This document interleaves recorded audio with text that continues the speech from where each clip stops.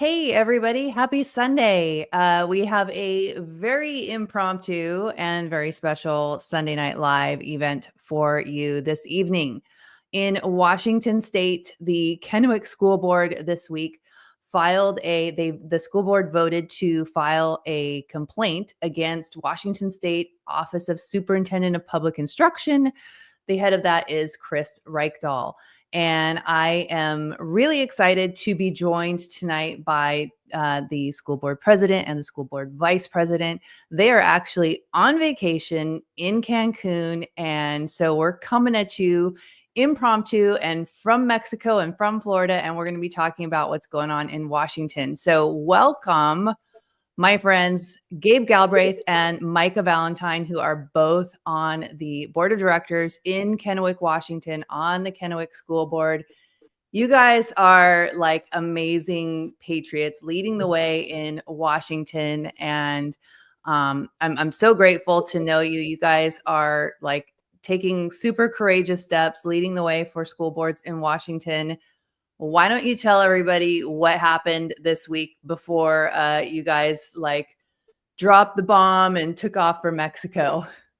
Go ahead, take this one, Gabe. Yeah, so you may remember, Julie, we about a year ago, we did a resolution. We came out in opposition of boys and girls sports after we had a state track meet where a boy won the state title in a girls track meet event. So we did that. So fast forward to now where President Trump has passed his executive orders, and here in Washington, Chris Reykdal continues to violate those Title IX orders, and he opposes them at every turn. And so this week, last Wednesday, we decided as a board on a 4-0 vote to file a formal Title IX complaint against the state, Chris Reykdal, and the WIAA.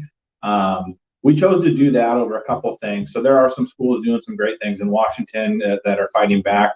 We took this route because we feel like it's something that there's an action that has to be taken. So they have to respond to us. It's not where potentially a letter may get pushed aside for a little bit or not opened or not seen or something. This is going to make somebody act. And so we did that 4-0 vote. One person abstained, and and then we took off to Mexico.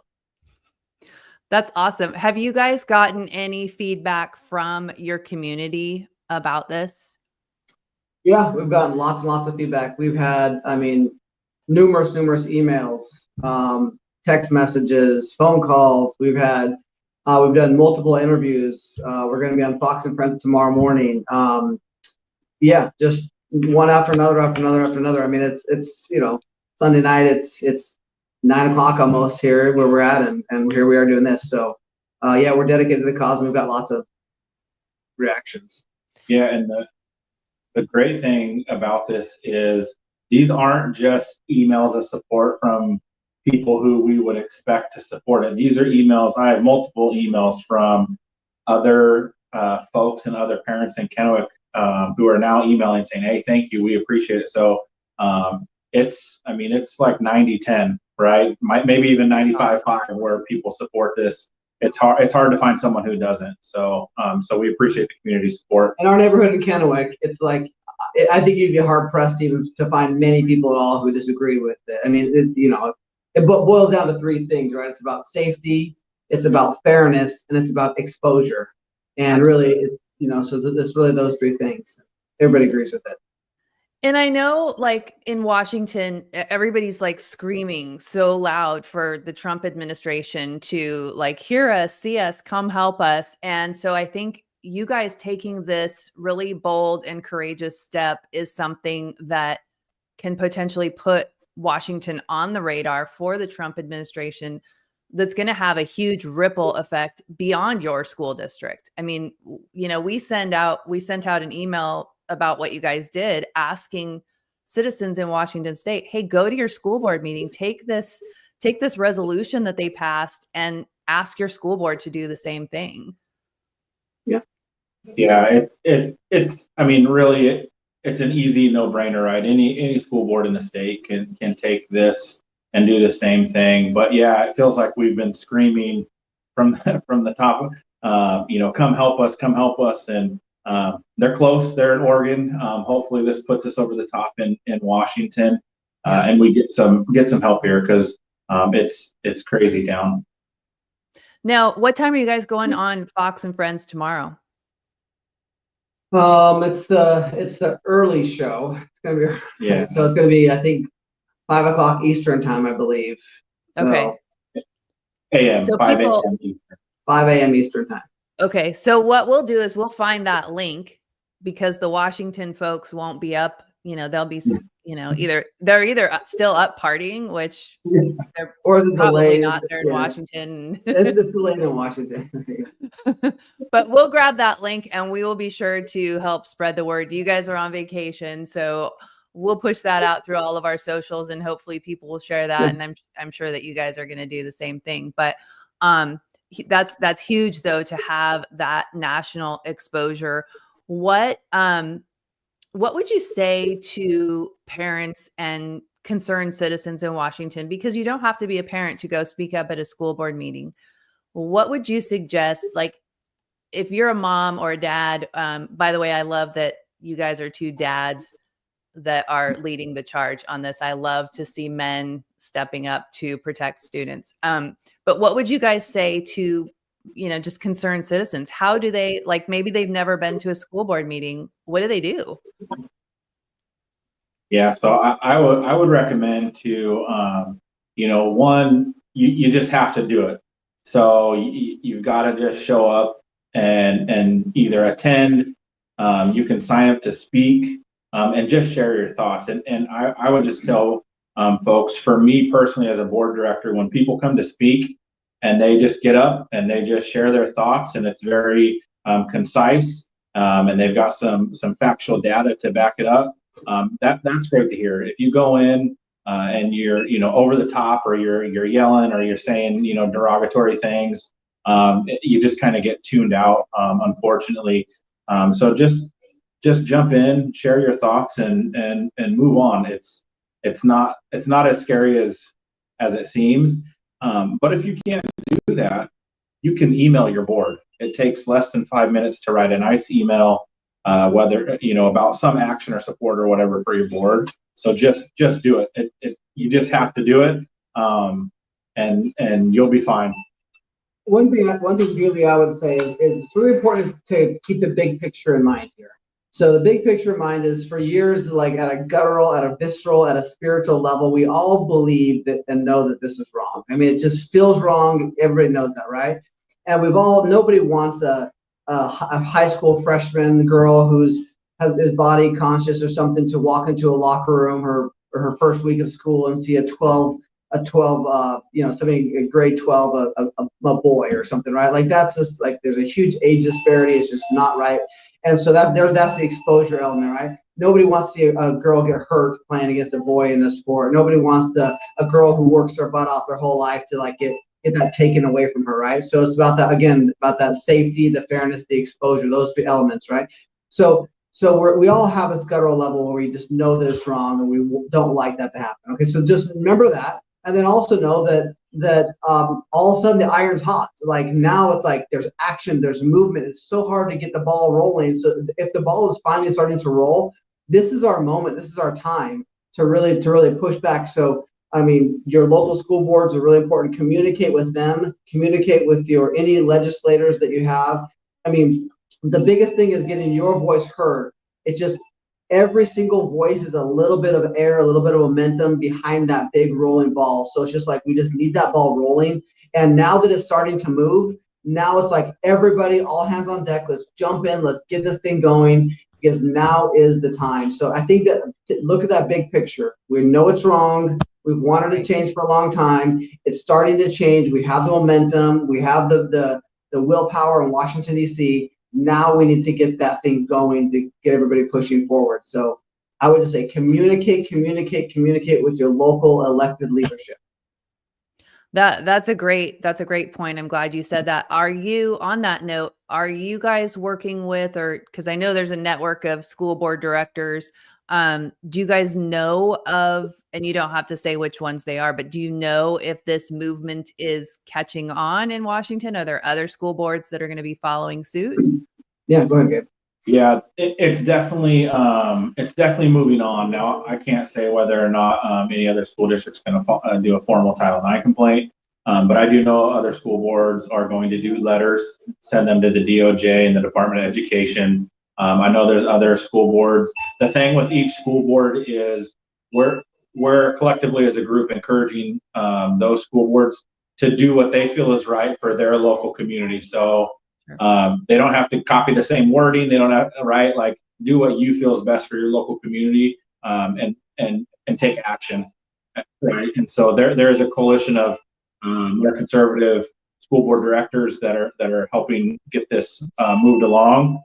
I think the thing to remember too is in Kennewick, we're typically probably the largest conservative school district in the state. So that's why I feel like it's important for us to help get in and support, because a school district of almost 20,000 students doing something tends to get a little more movement than, a couple that are at, at 1,000 or 1,500. So that's why it was important for us to really think through what we wanted to do and take the appropriate action.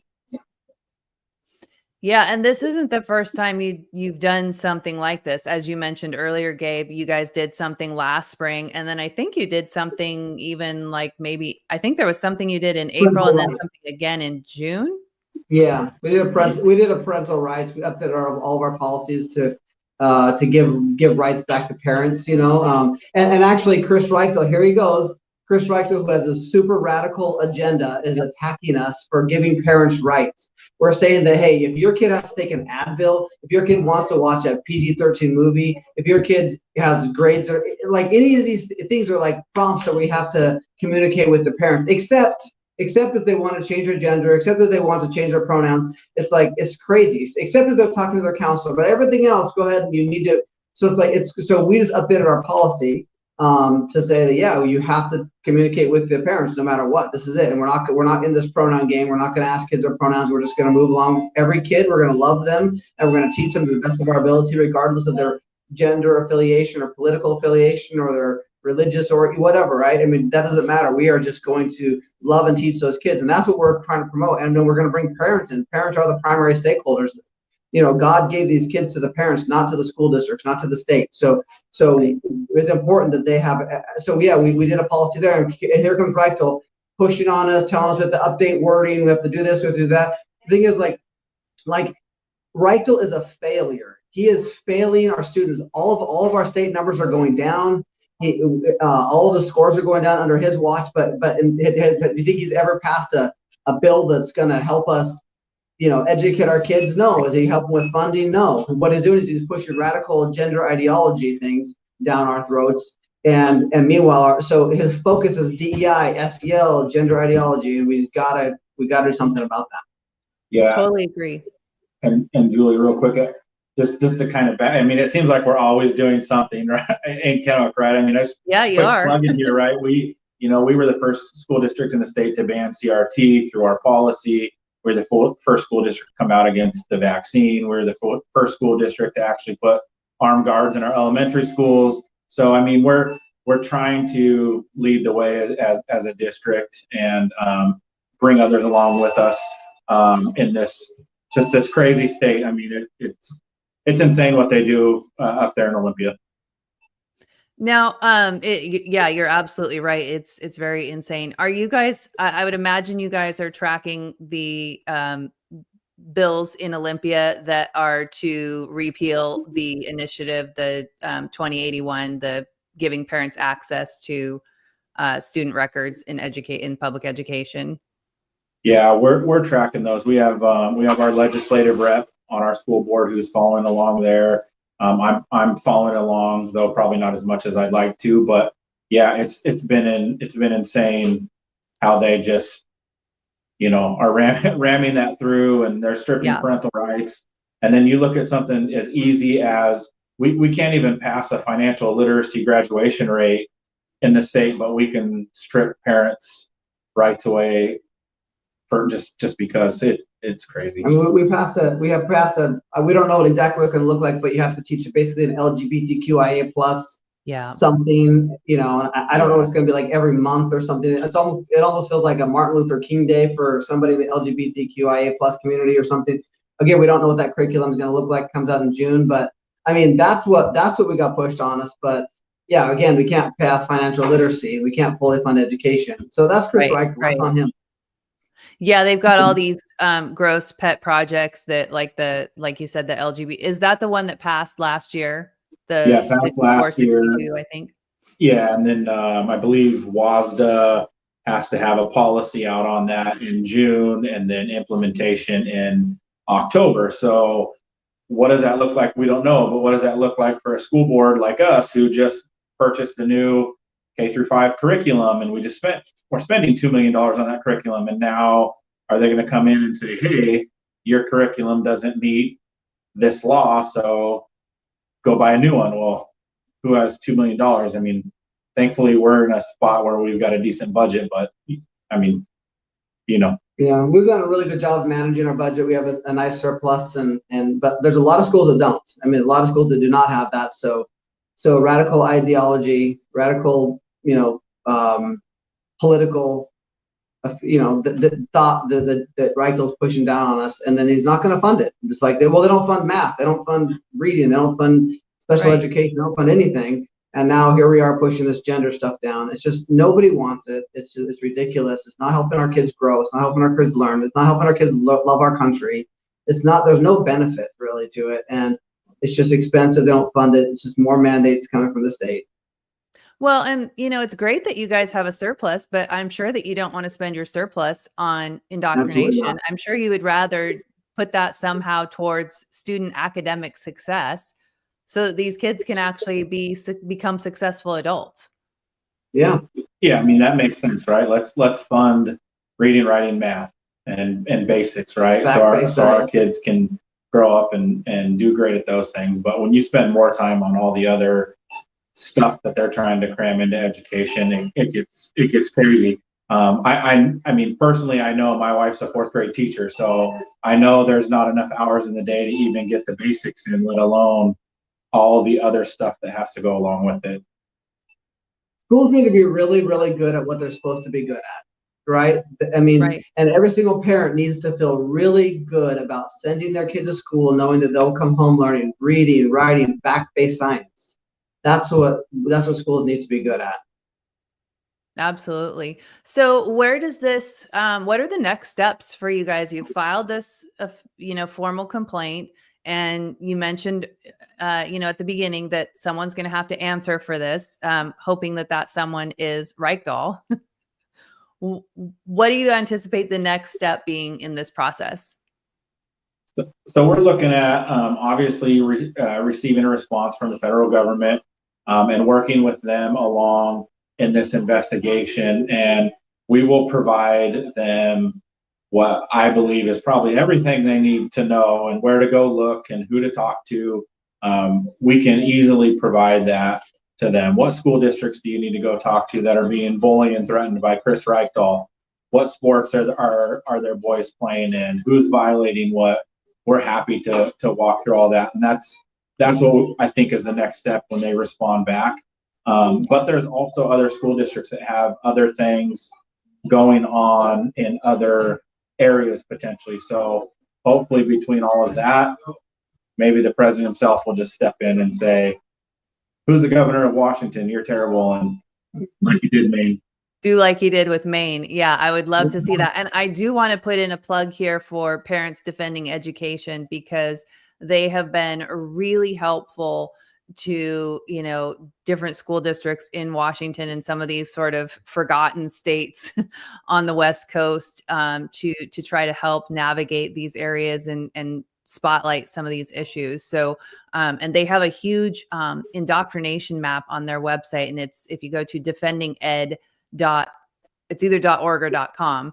But you can look at their indoctrination map, and they show what all the different school districts are doing with things. But they have been really working hard to protect students and protect, you know, parent access to their students, and also help school boards like Kennewick. So they're doing really good work. How can what kind of support what do you guys need? Like, I'm just so grateful for you guys standing up. We just need more of that all across the country, not Well, just in Washington. I'll tell you, we would love some federal intervention.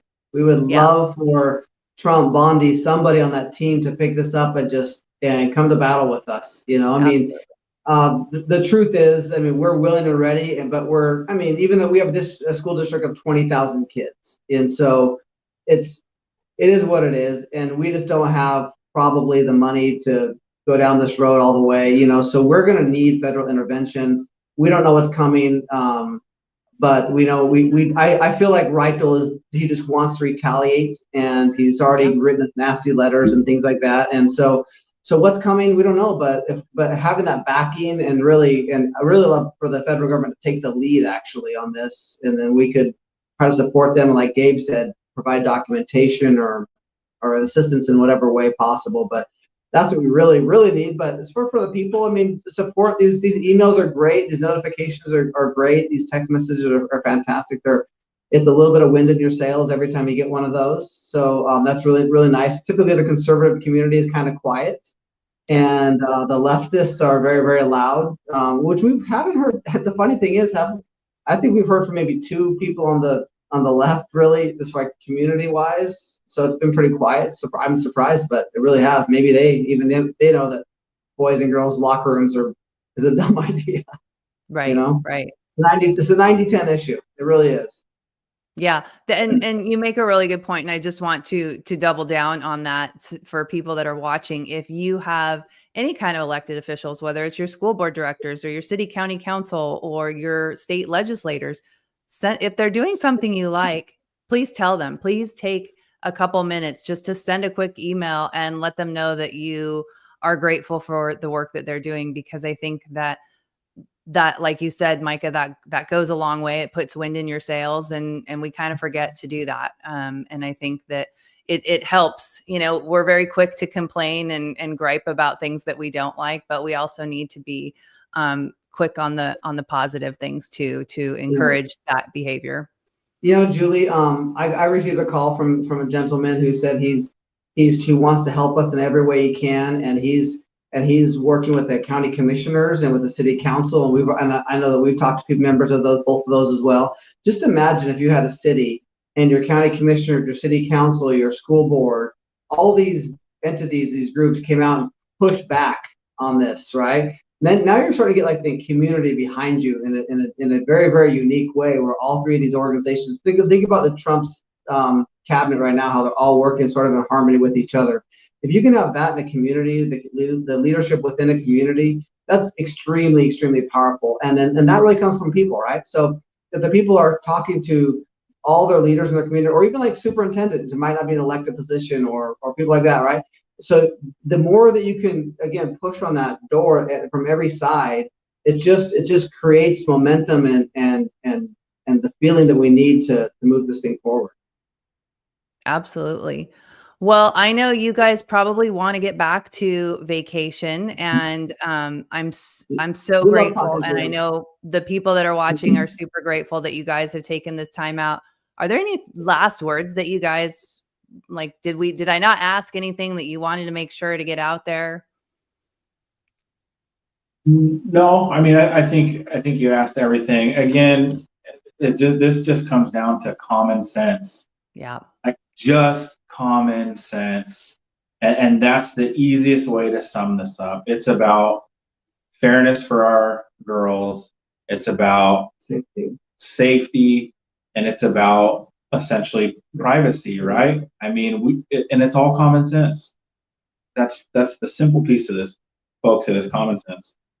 You know, I want to add to that, Gabe. And this is kind of the first time that like I'm actually verbalizing it, but as you were saying, you know, common sense and, you know, protecting our girls, it's also, why do we want to teach our boys that it's okay to be in girls' private? Like, that's not okay. Like, we shouldn't be teaching our boys that.